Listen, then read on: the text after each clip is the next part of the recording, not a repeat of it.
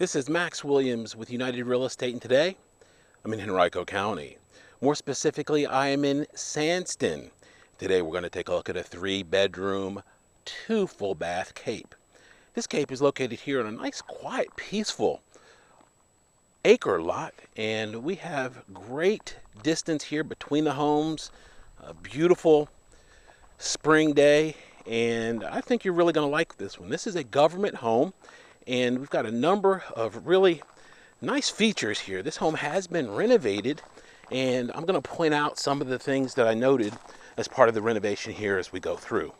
We do have a 2-car detached garage here in the back. We're going to take a look at it momentarily. A nice big parking area here that is gravel. One of the best things I love about real estate is I get to meet all types of people on virtually a daily basis. Get to work with all facets of our great country, all ethnic backgrounds, orientations, genders, age groups, you name it. And just today I had a home inspection. The home inspector was a retired high-ranking Air Force fighter pilot. And who can say that they've had a chance to chat with a fighter pilot on a regular basis? So that was a pretty neat experience. We got to talking, and by the way, my buyer is a 23-year Navy combat veteran, so a little connection there for all three of us.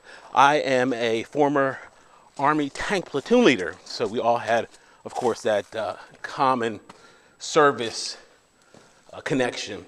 But one of the things that I talked about with the pilot was that we had actually spent time living in the same county in New Jersey many decades ago. So the more I talk to people, the more I realize that we actually have more in common than we do differences.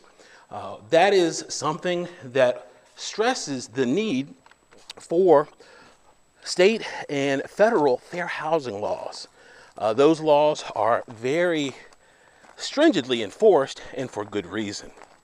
Just a few days ago, I received a screenshot from a post that an agent did. The post was a copy of an MLS listing.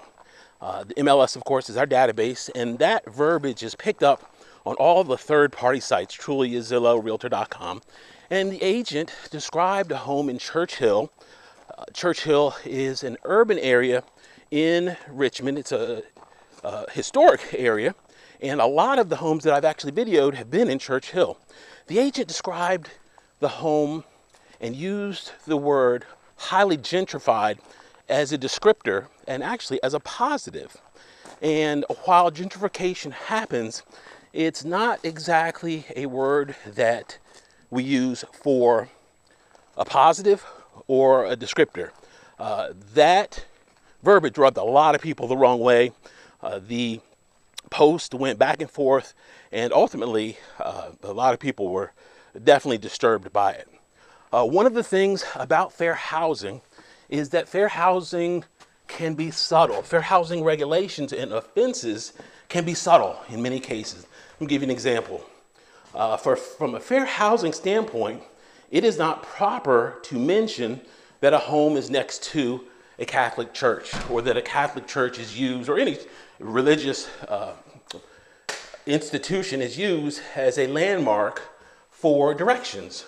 And that may seem really harmless on the surface, but the intent by some people could be to convey that one group is preferred over another. Therefore, fair housing says you just avoid that altogether. So not something that is necessarily part of one of the protected classes, but intent is extremely important.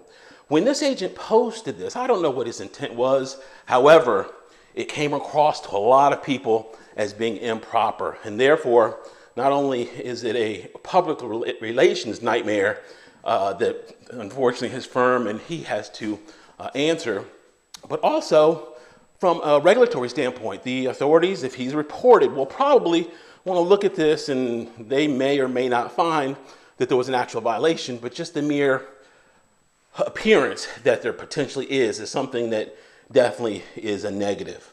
And I'm sharing this with you because I wanted to lets you know, number one, that fair housing was something that was very, very important to me and most agents that I know about, and we take it very seriously. If you are a property owner and you rent property, if you're an investor, it's extremely important to know some of the subtleties when it comes to fair housing. I'll give you an example. A landlord could say, okay, I'm going to rent out my apartment or my townhouse or my condo, and I'd really prefer if I didn't have any felons. I don't want to rent to any felons. And while you may be justified in thinking that, from a fair housing standpoint, you are most likely in a violation. And there are reasons that you need to study that regulation and make sure that you're in compliance, because the penalties are very stiff for fair housing violations. So just a word to the wise. This is going to be our first floor bedroom. And we have nice walk-in closet. This is not typical of a home in this size or style. And I'm going to show you what they did here in a second. Now, if we see that header there and we see that partial wall, what they did was they actually went ahead and converted the other bedroom, the bedroom that was directly in the middle of the frame, sacrificed that to make a walk-in closet. They, of course, got rid of the bedroom, and that additional space went to the master as well. So in other words, that probably 4.5-foot section there you see by that register, this was actually hallway most likely before, and they went ahead and just enlarged this bedroom. This was our original closet for this bedroom, and as I mentioned, they sacrificed the bedroom there to make it a nice big walk-in closet. So the downside was you lost the bedroom. The plus side was you picked up that space and that extra walk-in closet that's atypical in a home like this. Okay, we're gonna pop upstairs here momentarily. We do have an insert here. Inserts are really nice because they will put out heat. We've got a blower, I believe there, that's electric blower, and you plug it in and it puts out really good heat. A house this size, you stack that thing with wood and you should be good to go. It'll put out some really good heat. Okay, I love what they did here with the steps. We've got a nice wide step here. This is a lot wider than we typically see in a house like this. And upstairs in this cape, we have 2 additional bedrooms. Our bathroom is directly ahead, but we're going to start here to our left. This is going to be bedroom number 2. We do have a lower knee wall, but this would be great if you had someone in the household that was not real tall. I can come over a good portion of the way. We do have good natural light here that flows into this bedroom as well. Wood floors on the second floor, not something we typically see a lot in a home this age. And our closet is directly ahead. I like what they did here with this skylight. They put the shade on it, so if you didn't want a whole lot of direct sunlight beaming in, you could, of course, close the shade.